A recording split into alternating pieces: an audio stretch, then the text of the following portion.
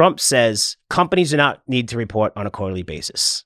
Okay. And he wants to try to remove that.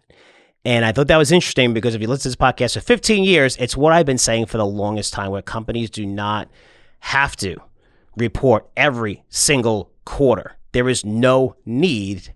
Dan, what are your thoughts on this? What I worry about on data and bigger picture is the resistance to change anything because of who's in office.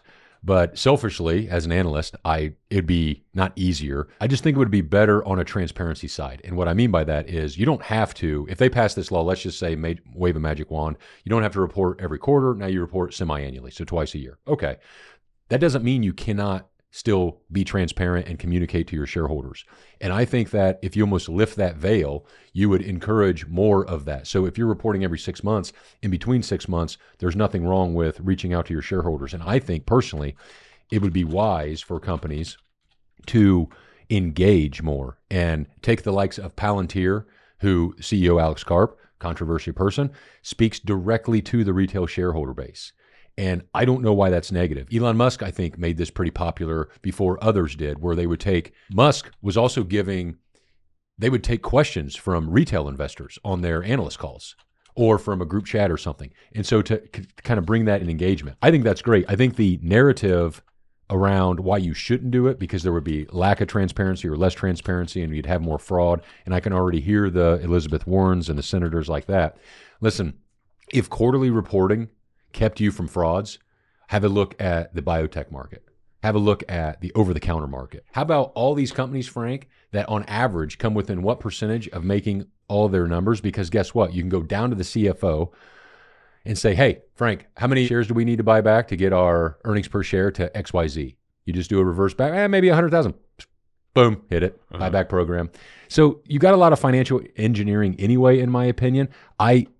Then you get on the cost saving side, Frank. I don't know how much you want to go into that. I think it's an overall good idea. I really do. You have lots of conferences, which maybe we don't talk about as much, but tons of conferences. The CEOs talk there, or the CFOs talk there. And yeah, you could update there, right? You could talk to analysts. You could provide, maybe you want vague updates like demand's strong, demand's a little weak in the first 3 to 4 months. There's a lot of bigwigs who pretty much support this. I mean, you look at Jamie Dimon and Warren Buffett as well. They wrote about this, although they were talking also more about, companies shouldn't have to, not allowing companies to issue guidance for some reason. But as a CEO of a company, and anyone who's a CEO out there, you never look at you have goals to make in 3 months, and even monthly goals. And sometimes you have weekly goals. Sometimes you have daily goals. But you don't look at your business every 3 months to the point where when you're a publicly traded company, if you miss that quarter, say if you're Nike and you're Starbucks, you're transitioning your whole business, and that takes time. But you're forced to focus on 3 months, because if you miss that freaking number, you're Lululemon. Goodbye. There's so many companies out there. You miss your numbers, and you're Dave & Buster's. Synopsys was down 34% after earnings. So you're forcing these companies that, hey, you better make your number that quarter. And it doesn't even matter if you miss those numbers and say next quarter's guidance you lower, but we're maintaining our full year guidance, your stock's going to get annihilated. Right? That's the market that we're in. So public companies have to make those quarterly numbers every 3 months. And if you don't, you get crushed. So when you're looking at the long term and how to run a business, and you're looking at every 3 months, you talked about transparency. I've analyzed stocks all my life. I love this. I talked about Nike pretty much for years ago. I was to report about Nike and Apple. And Apple probably would have missed about 7 or 8 of their quarters if they didn't buy back their stock. They knew how much stock to buy back where it was going to increase earnings by a certain percent, because eventually they saw their sales. There was sales were not increasing, and neither really were earnings. But if you're buying back a shitload of your stock, like they were announcing $100 billion buybacks and $50 billion buybacks, it increased their earnings by 6, 7, 8%. That's 8% growth for the market. That now you're getting that growth, but it's artificially getting that growth. And when I look at the manipulation, which is legal, but it's manipulation taking place as someone who analyzed the financials for these companies, it was a joke. I used to say, look at Nike, look at their sales, look at what they're doing with buybacks, look how they're They used to just tweak their numbers, and sure enough, Nike finally, people got in and said, holy shit. Just like we said with Chipotle, same thing. When you're opening that many more stores, when you have thousands already, you're fighting for growth. You're trying to capture more and more growth where you already took out the best positions where these stores should be. There's books written about this. It goes even back to Walmart, to Target.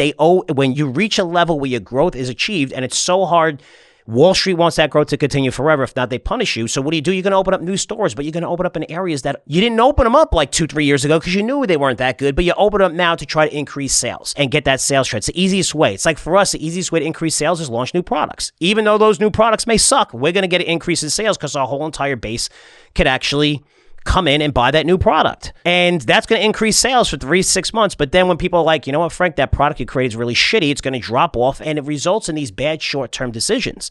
So when you're looking at pushing orders into different quarters, the timing of write-offs, amortizing, depreciation, notice they're very calculated in what quarter they come into.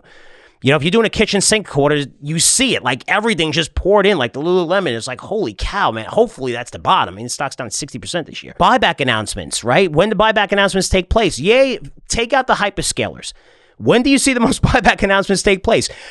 When the company bombs the quarter, right? They bomb the quarter and like, but Salesforce, but we're buying back another 50. You know, it's like same with United Healthcare. We're going to buy back more. It's just funny because we really don't need this. But when you're looking at costs, Daniel, I looked this up. I did some research on it because it assumes that these quarterly fees, you know, the auditing lawyers, and not just quarterly, but the fees every single quarter, you know, when you combine them for annual fees, they come to about 2% of EBITDA. So if you're looking at Microsoft, that amounts to basically the EBITDA, it's 160 billion EBITDA. So look at several $million bucks. I saw Apple does between 30 and 40. That was ChatGPT and some Google. Yes. Know? So that was a year, 30 to 40 million just on that. If you look at Microsoft, you look at Apple, they have the money, that's fine. But look at a company like Abercrombie & Fitch, $4 billion market cap, 900 billion EBITDA, so that amounts to around $18 million to report your financials. Cut that in half. That's a lot of money to these companies, but it provides this disadvantage for smaller companies because it's a huge expense. I mean, the auditors, even the auditors, they don't want to touch the small companies because they're making such huge fees on the big companies, which leads to a lot of shitty auditors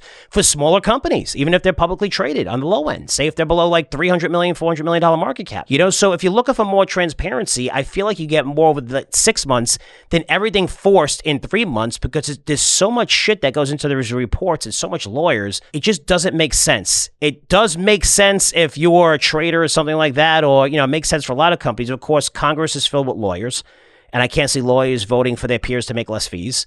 Maybe you could bypass this through the SEC with an executive order. I don't know how this would be done, but there is really, Daniel, zero argument anyone can make to support, change my mind, that we need quarterly filings. Unless you're a trader, unless you're a lawyer, an investment bank with trading operations, you make more money, the more volatility, that's really what you want, right? The more liquidity, the more trading and stuff like that. There's so many companies, lawyers, everybody makes more money that way. I get it. From a business point of view and an investor point of view, I don't need to know every 3 months what a company's doing. It could be every 6 months, and then you could update it, all the conferences that you attend, which every single company out there, even through the Russell 2000, they have small cap conferences, all these conferences. These companies could talk about their company and talk about their initiatives there with analysts. But every 3 months within this, it's just a hot mess, and it's so manipulated. It's been like that for a long time, but you would save a shitload of money, and hopefully that money would go back into the economy somehow.